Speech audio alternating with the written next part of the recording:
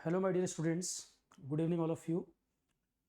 तो CGPDTM का जो एग्ज़ाम है उसके लिए जो काफ़ी क्वेरीज आ रही थी, क्वालिटी काउंसिल ऑफ इंडिया का भी एक ट्वीट आया है जिसमें उन्होंने मेंशन किया है इस एग्ज़ाम के रिगार्डिंग, क्योंकि काफ़ी मैसेजेस क्वालिटी काउंसिल को भी जा रहे थे, तो उन्होंने भी एक हल्की सी इन्फॉर्मेशन हमें दे दी है। थोड़ा बहुत आइडिया इससे लग सकता है। तो quality council of India was looking into various aspects related to the preliminary examination conducted for recruitment of examination for patent and design. Group A for Office of CGPDTM, we are in active consultation with CGPDTM. तो quality council exam कराएगी ना, और CGPDTM का exam है, ये इसी के लिए रिक्रूटमेंट होना है। तो we are in active consultation with, ये डिपार्टमेंट के साथ कंसल्टेशन चल रहा है क्वालिटी काउंसिल का कि नई डेट वगैरह हमें कब अनाउंस करनी है, पेपर कब कराना है, इसके बारे में। और अभी 22 सितंबर का 5:48 पर ट्वीट आया है। तो अब इससे हम क्या कंक्लूजन निकाल सकते हैं, क्या आइडिया लग सकता है, तैयारी हमारी चल रही है, किस तरह से उसको प्लान करें। देखिए, शुरू से जो मैं आपसे कह रहा हूँ कि डिपार्टमेंट में मैन पावर की ज़रूरत बहुत है। एग्ज़ाम ऐसा नहीं होगा कि 6 महीने टल जाए या 1 साल टल जाए, ऐसा नहीं होगा। मेरी अपनी जो समझ है एग्ज़ाम को लेकर, मुझे ये लगता है कि एग्ज़ाम जैसे आप देखिए, पहले भी उन्होंने जो डेट निकाली थी, प्री मेंस और इंटरव्यू के बीच में बहुत गैप नहीं दिया था। इसका मतलब रिक्रूटमेंट उनको जल्दी करना था। प्री मेंस और इंटरव्यू में गैप बहुत नहीं था, इसका मतलब एग्ज़ाम उनको जल्दी करना था। पर ठीक तरीके से वो कंडक्ट नहीं हो पाया, इसलिए कैंसिल कराना पड़ा था। तो अब अगर बहुत जल्दी कराते तो फिर उस तरह की प्रॉब्लम होती, तो उनको पूरी तैयारी करने का समय तो चाहिए, पूरी तरीके से तैयारी करने का समय चाहिए, ताकि दोबारा से उस तरह की प्रॉब्लम ना हो कि फिर दोबारा कैंसिल करके तीसरी बार कराना पड़ जाए। तो इसलिए थोड़ा समय तो उसके लिए चाहिए उनको। तो वही कह रहे हैं क्वालिटी काउंसिल के, हम CGPDTM के साथ बातचीत में हैं कि जल्दी हम सारे डिटेल वगैरह आपको अनाउंस करें। मेरा अपना मानना है, अब पहले मुझे लग रहा था कि अगर शुरू में डेट वगैरह अनाउंस करते तो 3 वीक्स तो कम से कम इनको लगते, एडमिट कार्ड जनरेट करने हैं या सिस्टम्स वगैरह, वो सेंटर्स वगैरह बुक करने हैं, उतने सारे कंप्यूटर चाहिए, ऑनलाइन पेपर कराने के लिए सेंटर चाहिए, फिर उस दिन कोई और भी एक बड़ा एग्जाम क्लैश ना कर रहा हो, तभी तो सेंटर मिल पाएंगे। तो 3 वीक्स के आसपास जो मेरा अंदाजा था कि जैसे अब पेपर ऑनलाइन है तो ऑफलाइन कराएंगे, क्या कराएंगे, वो सारी डिटेल तो आ जाएगी जल्दी ही। अब आज इन्होंने 22 तारीख को बोला है, ये ट्विटर के माध्यम से उन्होंने जानकारी दी है, अभी इनकी वेबसाइट पर नहीं आया। तो वेबसाइट पर जब आए, जब कंक्रीट इन्फॉर्मेशन आ जाए, और डेट वगैरह भी अभी नहीं आई, तो जिस दिन ये नोटिफाई करें, जिस दिन ये बताएंगे, आप मान के चलिए 3 वीक्स तो लगेगा लगेगा। ऑल इंडिया लेवल का एग्जाम है, इतने सारे सेंटर्स चाहिए, तो 3 वीक्स तो तैयारी के लिए लगभग चाहिए, 3 वीक्स से लेकर 4 वीक्स, आप इतना मान लें। और अब क्योंकि ट्विटर पे इन्होंने बोला है, ये इन्फॉर्मेशन दी है, अगर इस मंथ के लास्ट तक भी, मुझे लगता है कि अगले 1 वीक में या अगले 7-8 दिन के अंदर अंदर ये इन्फॉर्मेशन आ जाएगी पेपर कब होना है, क्योंकि बहुत लंबा गैप तो उसमें नहीं होगा। और जब ये डेट बता देंगे, अगर आज मान लो 22 तारीख, हम 1 वीक मान के चलें, 27-28 तक भी मान लो इन्फॉर्मेशन आती है, तो आप मान के चलें अक्टूबर में ये पेपर होने के पूरे चांस हैं। लास्ट टाइम भी 40 डेज जब इन्होंने नोटिफिकेशन निकाला था, और पेपर होने में 40-45 डेज का ही टाइम था। तो अगर जल्दी भी कराएंगे तो आप मान के चलिए 3 वीक से 4 वीक, मतलब मेरा मानना है कि पेपर की डेट आपकी 20 अक्टूबर के बाद ही जाएगा, ये 20 अक्टूबर के बाद ही जाएगा, क्योंकि 8 को तो SSC JEE का पेपर है, ऑनलाइन सेंटर्स वगैरह उस समय तो मिलेंगे नहीं, वो भी ऑनलाइन एग्जाम है। तो 8 अक्टूबर तक तो वैसे ही निकाल दो। उसके बाद आया 15 और 22, यही संडे पड़ रहे हैं, संडे देख लीजिए आप। तो 1, 8, 15, 22, तो 8 को SSC JEE online all India level का एग्जाम वो भी है, तो 15 तारीख मेरे हिसाब से थोड़ा जल्दी हो जाएगा।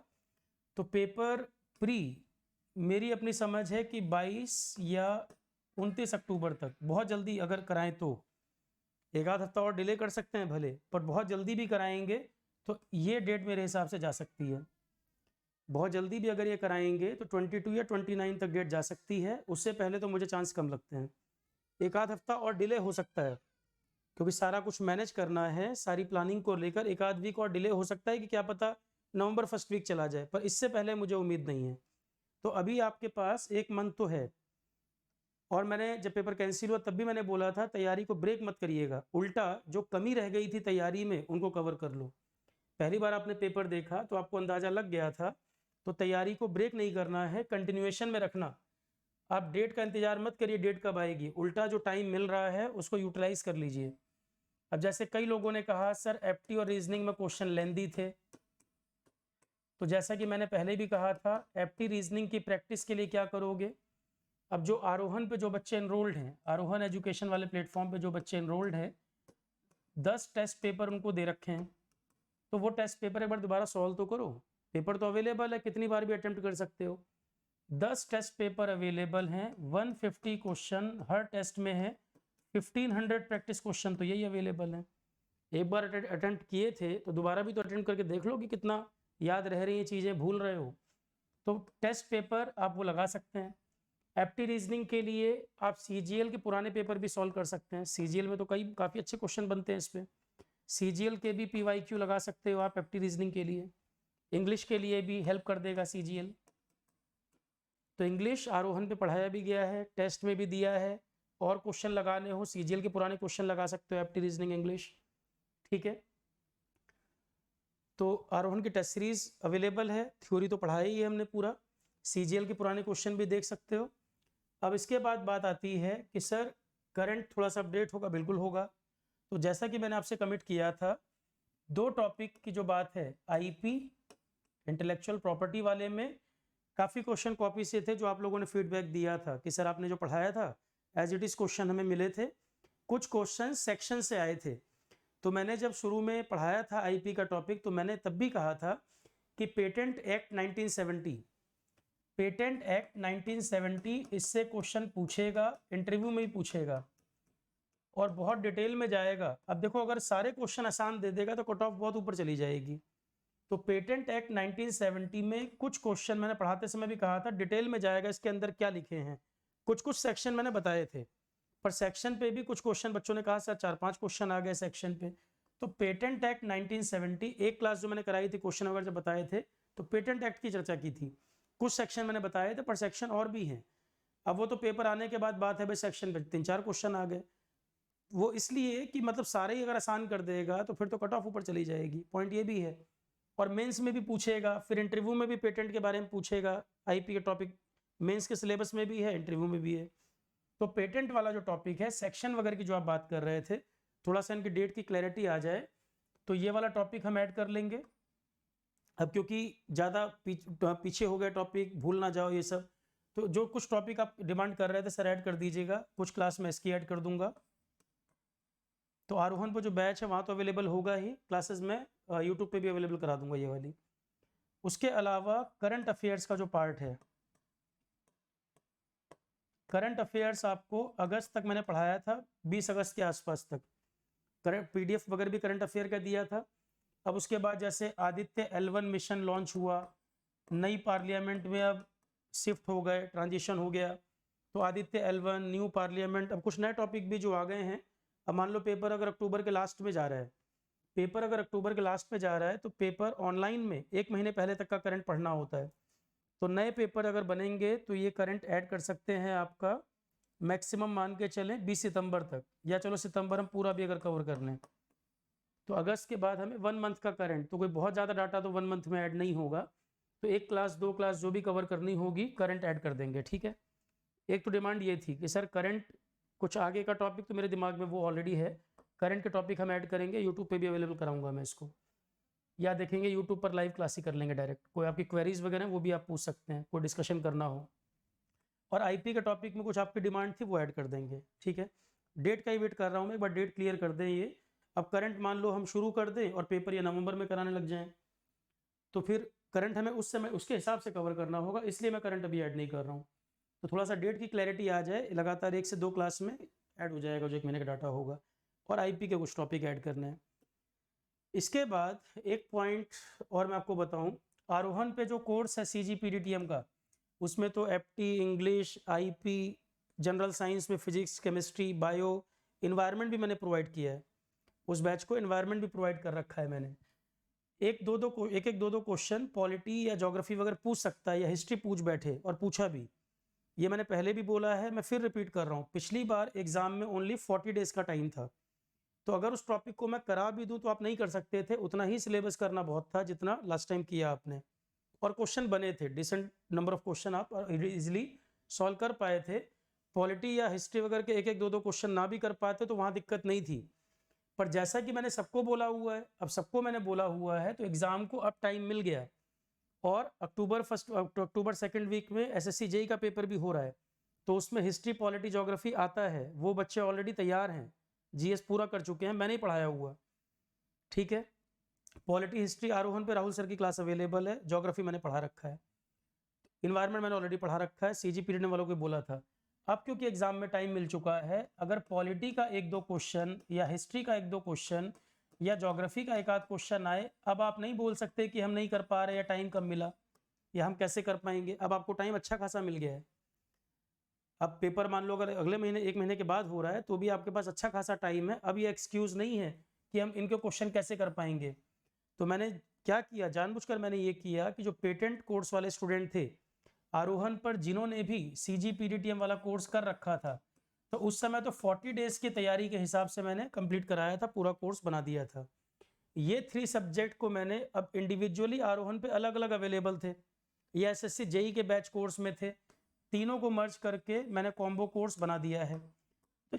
सॉरी, तो जिनकी बाकी तैयारी हो चुकी है या जो बच्चे मेरे से पहले ये पढ़ चुके हैं, दोबारा जरूरत नहीं है। पहले अगर ये मेरे से पढ़ चुके हैं कभी तो दोबारा नीड नहीं है।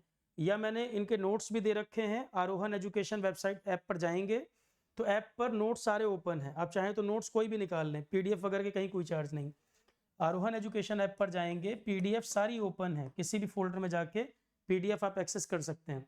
एसएससी जेई के कोर्स में जाएंगे, पीडीएफ आप निकाल सकते हैं। पर अगर आपको पीडीएफ से दिक्कत है कि सर हमें वीडियो लेक्चर भी चाहिए, वीडियो लेक्चर में भी मैंने क्या किया था, इन तीनों सब्जेक्ट को क्लब करके कॉम्बो बना के फीस इसकी सीधे आधी कर दी थी। आधी फीस करने का रीज़न यही था क्योंकि इंक्लूडिंग जीएसटी चार्जेस होते हैं वो तो हट नहीं सकते, इसलिए तीनों को मर्ज कर दिया था कि बच्चों को सीजी पीरियड वाले बच्चे खासकर उनको कॉस्टली भी ना पड़े और जिनको वीडियो की नीड है वो ये कॉम्बो कर सकते हैं। पहले अलग अलग अवेलेबल था तो कॉस्टली भी पड़ रहा था, मैं नहीं चाहता था कि ज़्यादा कॉस्ट किसी को ही पड़े। तो अगर कोई करना चाहे तो 3 सब्जेक्ट कवर कर सकता है और पीडीएफ ऑलरेडी ओपन है। अगर कोई बच्चे को, देखो मैं रिकमेंड क्या करूँगा, ये 3 सब्जेक्ट के कॉम्बो की बजाय जिनको खाली पेटेंट वाला पेपर देना है तो वो ये कॉम्बो से काम चला लेंगे। सीजी पीडीटीएम का बैच वो कर चुके हैं, केवल ये कॉम्बो से काम चल जाएगा। पर जिन बच्चों को नेक्स्ट ईयर में भी पेपर देने हैं उनको मैं रिकमेंड करूंगा आरोहन का जो न्यू जीएस बैच है वो वाला। न्यू जीएस बैच का फ़ायदा ये है, जो पिछला बैच 10 मई का एसएससी जेई वाला बैच ख़त्म किया था उसकी सारी रिकॉर्डिंग अवेलेबल है और लाइव सब्जेक्ट भी चल रहा है। पिछला बैच जो खत्म हुआ था उसकी पूरी रिकॉर्डिंग दे दी तो 1-2 महीने में जो एग्जाम है वो काम चल जाएगा। और लाइव क्लास, जो लाइव लेक्चर है नए सब्जेक्ट वो भी इसमें शुरू हो रहे हैं। ज्योग्राफी और आईसीटी एक साथ चल रहा है, 7 या 8 क्लास दोनों में हो चुकी है। अब इसमें न्यू जीएस बैच में ज्योग्राफी और आईसीटी चल रहा है, आईसीटी भी इस बैच में ऐड कर रखा है, पुराने वाले एसएससी बैच को भी आईसीटी दे दिया है। और इसमें अगले महीने में पॉलिटी पढ़ाऊंगा मैं, इस वाले बैच में पॉलिटी हिस्ट्री दोनों में कवर कराऊंगा। पिछले वाले बैच में 5 जीएस के सब्जेक्ट कराए थे मैंने, इसमें पॉलिटी और हिस्ट्री भी मैं कराऊंगा। तो पुराने बैच की रिकॉर्डिंग भी अवेलेबल है, नया बैच नए सब्जेक्ट भी चल रहे हैं और हिस्ट्री पॉलिटी पिछले में नहीं कराया, इसमें कराऊंगा। फिर इस वाले बैच में इंग्लिश हिंदी भी ऐड कर रखा है, टेस्ट सीरीज भी ऐड कर रखी है। इंग्लिश हिंदी भी ऐड कर रखा है, टेस्ट सीरीज भी ऐड है। किसी एग्जाम में इंग्लिश आता है, किसी में हिंदी आता है, तो वो सब भी इसमें ऐड कर रखा है। तो न्यू जीएस बैच, जो नए बच्चे जिनको पेटेंट वाले के अलावा अगले साल भी कोई पेपर देना है या एसएससी देना हो, सीजीएल देना हो, जेई देना हो, अलग अलग, क्योंकि लोग पूछ रहे हैं कि सर मेरा ये पेपर आना है, मैं कौन सा बैच करूं, यही बैच आपको हेल्प करेगा क्योंकि इस बैच में मैंने ज़्यादा चीज़ें ऐड करा दी हैं। आरोहन पे जो इसमें देखोगे पुराने बैच की रिकॉर्डिंग, नए लाइव लेक्चर जो चल रहे हैं वो भी इसमें चल रहे हैं, इंग्लिश हिंदी टेस्ट सीरीज वो भी ऐड है, आईसीटी भी इसमें इंक्लूड है, कंप्यूटर के क्वेश्चन किसी किसी एग्जाम में आ जाते हैं। तो अपनी तैयारी के हिसाब से पेटेंट वाले जो बच्चे हैं अगर पिछला पूरा कवर कर चुके हों, जो सिलेबस बोला हुआ है पेटेंट एग्जाम में, उसको करने के बाद ही कॉम्बो हिस्ट्री पॉलिटी ज्योग्राफी देख सकते हैं, आरोहन पर अवेलेबल है। पर वो डिपेंड करेगा जब आपकी बाकी तैयारी हो चुकी हो। ऐसा नहीं करना कि आप इंग्लिश, एप्टी, reasoning, general science, current affair, जो सिलेबस उन्होंने क्लियर कट बोला हुआ है पहले तो वो तैयार करना है। वो अगर रेडी हो जाए फिर ये कॉम्बो का नंबर आता है, क्योंकि टाइम अब अच्छा खासा मिल चुका है। 40 डेज की तैयारी में मैंने मना किया था इसको करने को, नहीं कर पाते। अब क्योंकि टाइम मिला है, सब पढ़ रहे हैं, एसएससी जेई पहले हो जा रहा है, तो एसएससी जेई का सारा क्राउड पेटेंट वाला एग्जाम भी दे रहा है, तो उनको तो ये पढ़ना था, तो उनको यहाँ पर एज मिल रहा है। तो अगर जिसको टाइम है वो चाहे तो ये कर सकता है, मेरे एंड से अवेलेबल है। ठीक है। क्वेश्चंस के लिए बच्चे कुछ कह रहे थे कि सर कुछ और पेपर ऐड करा दीजिए। तो पहले तो मैं ये कह रहा हूँ जो 10 टेस्ट अवेलेबल हैं वो 10 टेस्ट CGPTTM के आरोहण पर अवेलेबल है, वो आप कंप्लीट कर लो। करंट अफेयर के लेक्चर मैं ऐड करूँगा, यूट्यूब पर भी आएंगे। IP के कुछ 1-2 लेक्चर मैं ऐड करूँगा, वो यूट्यूब पे भी दे दूंगा। और 10 टेस्ट जो हैं आरोहण पर ऑलरेडी कोर्स में अवेलेबल हैं, CGPTTM के कोर्स में भी हैं, अलग से टेस्ट सीरीज में भी हैं। तो 1500 क्वेश्चन तो ऑलरेडी हैं यहाँ पर। ठीक है, ये टॉपिक मुझे ऐड करना है। तो एक बार डेट आ जाए तब हम थोड़ा सा और क्लियर कर पाएंगे कि मैं और क्या ऐड करना चाह रहा हूँ उसमें। तो अभी फिलहाल मैंने ये डिसाइड किया है कि ये तो मुझे कराना ही कराना है। एक बार डेट की क्लैरिटी हो जाए फिर मैं इसमें देखूंगा और हम क्या कर सकते हैं। तो 2 ही चीज़ें निकल के कंक्लूजन आया, आरोहण पर CGPTTM का जो बैच है, तो जो उन्होंने सिलेबस में क्लियर कट लिखा था वो पूरा आरोहण पे ये अवेलेबल है। CGPTTM का कोर्स अवेलेबल है। हिस्ट्री, पॉलिटी, ज्योग्राफी किसी को करना है तो वो 3 सब्जेक्ट का अलग से कॉम्बो है। हिस्ट्री, पॉलिटी, ज्योग्राफी, ये 3 सब्जेक्ट का कॉम्बो अलग से है। तो GS पूरा कवर हो जाता है इसमें। तो CGPTTM में physics, chemistry, life science, current affair, GK और इन्वायरमेंट 4 सब्जेक्ट यहाँ ऑलरेडी दे रखे हैं। 3 ये हो गए। GS में 7 सब्जेक्ट, 7 कवर हो जाते हैं इससे। SSC वालों में ICT वगैरह भी करा रखा है। ठीक है, तो इतना मिलाकर ये पूरा हो जाता है, बहुत है इतना मेरे हिसाब से। तो ये प्लान करिएगा अपने टाइम के हिसाब से कितना समय आप दे पा रहे हैं। पर ये ध्यान रखो कि डेट का इंतजार करते करते तैयारी लूज मत करिएगा। पिछली बार जैसे आप कह रहे थे कि सर FT के कुछ क्वेश्चन लेंदी आ गए, रीजनिंग के कुछ क्वेश्चन लेंदी आ गए, तो वो तो टेस्ट सीरीज में भी हमने कुछ क्वेश्चन जानबूझ के लेंदी क्वेश्चन डाले हुए थे। CGL में भी कुछ लेंदी क्वेश्चन आ जाते हैं। तो आप सिंपली क्या करिए, और एक बात आप कह रहे थे सर क्वेश्चन जो आए थे वो जंबल्ड ऑर्डर में आ गए, मतलब सीक्वेंस में नहीं लिखा उन्होंने। इन्होंने 30 क्वेश्चन जनरल साइंस कहा था और as it is 30 question line से नहीं पूछे। उसके लिए रेडी रहिएगा। आप जो पेपर सॉल्व करो वो मिक्स क्वेश्चन लगाओ। आप जो क्वेश्चन भी सॉल्व करने बैठो आप मिक्स क्वेश्चन लगाइए। अब ये मत एक्सक्यूज दीजिएगा नेक्स्ट ईयर ये नहीं चलेगा क्योंकि एक बार पेपर हो चुका। अब ये भी मत आप एक्सपेक्ट करना कि हो सकता है वो सीक्वेंस में पूछे, पर इसकी गारंटी नहीं है और इसके लिए आप उनको ब्लेम भी नहीं कर सकते हो।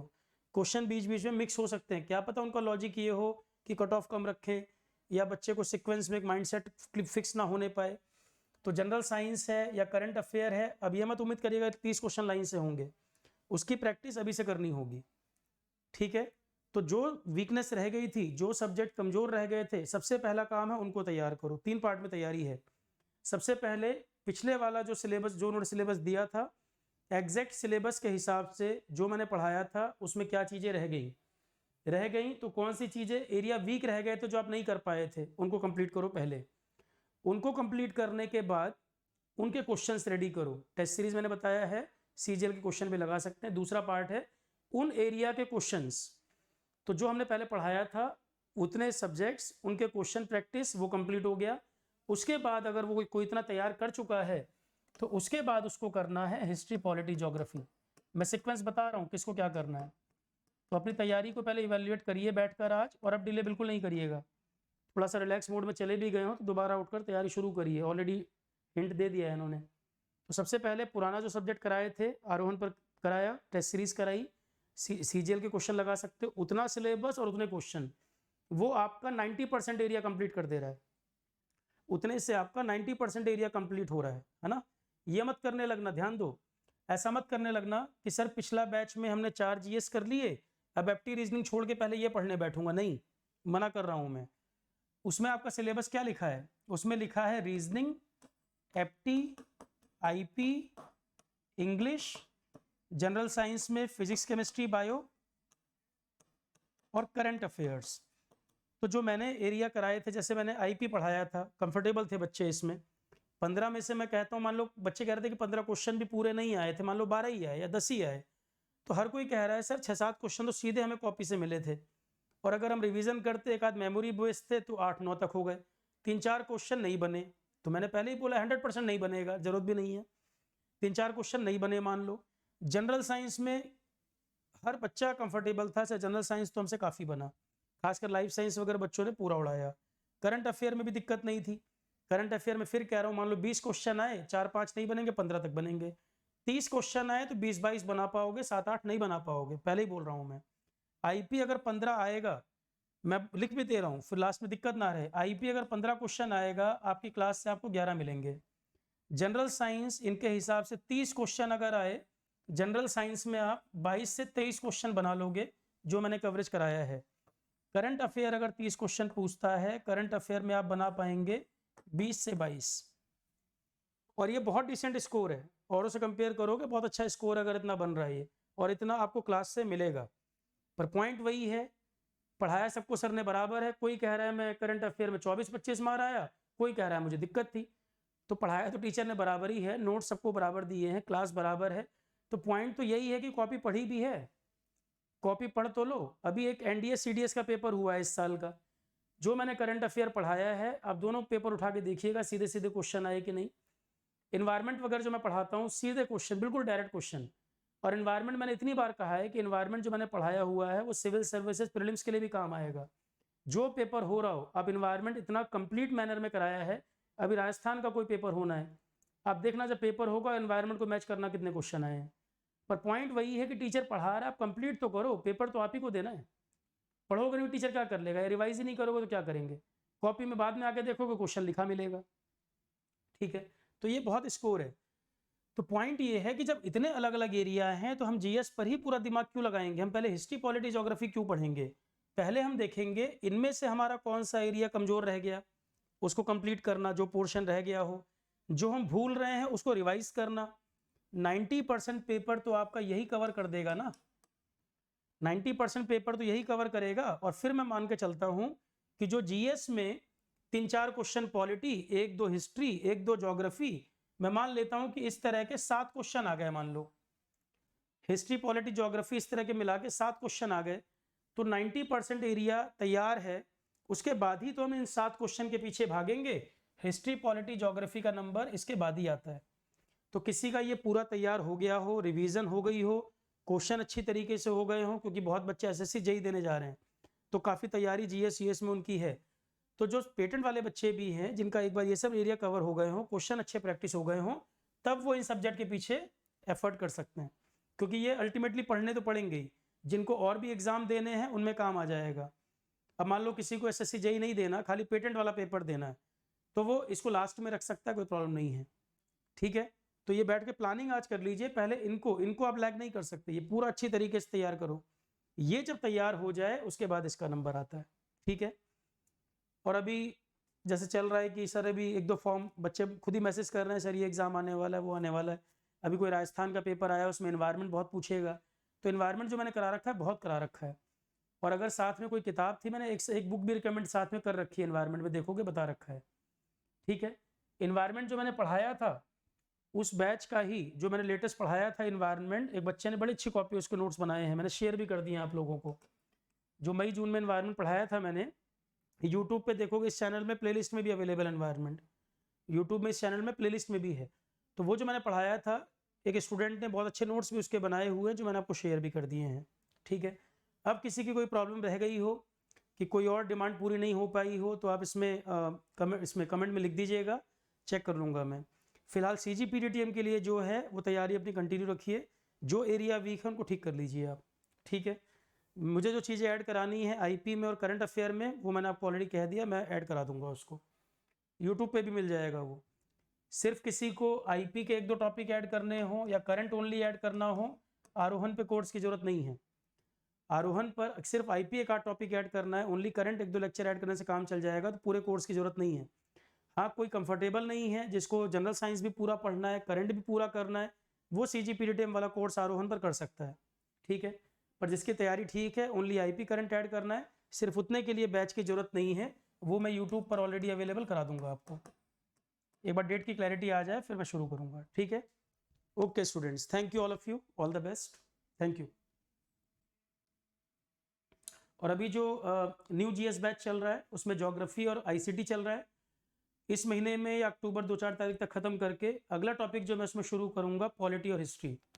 नेक्स्ट मंथ में जो मैं पढ़ाऊंगा, अभी आरोहन पे मैंने हिस्ट्री पॉलिटी नहीं पढ़ाया एक बार भी, क्योंकि आरोहन मई में ही शुरू हुआ है, कई सारे सब्जेक्ट मुझे कराने थे। तो अक्टूबर में फर्स्ट वीक में जैसे ही आपका ये ज्योग्राफी और आईसीटी कंप्लीट हो जाएगा, फिर मैं उसमें शुरू कराऊंगा हिस्ट्री पॉलिटी।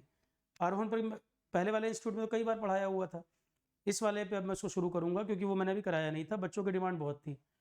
और इंजीनियरिंग सर्विसेज वाला जो पेपर दे रहे हैं, इंजीनियरिंग सर्विसेज जिनकी तैयारी अच्छी है, 7-8 महीने जो इस एग्ज़ाम को दे चुके हैं, लास्ट मोमेंट पे अपना डिसीजन ना बदलें। कई बच्चों के मैसेज आ रहे हैं, सर ईएस वाले में क्या करना है? तो जो 7-8 महीने दे चुके हैं, फरवरी में पेपर है, 4-5 महीने पहले डिसीजन चेंज नहीं करना।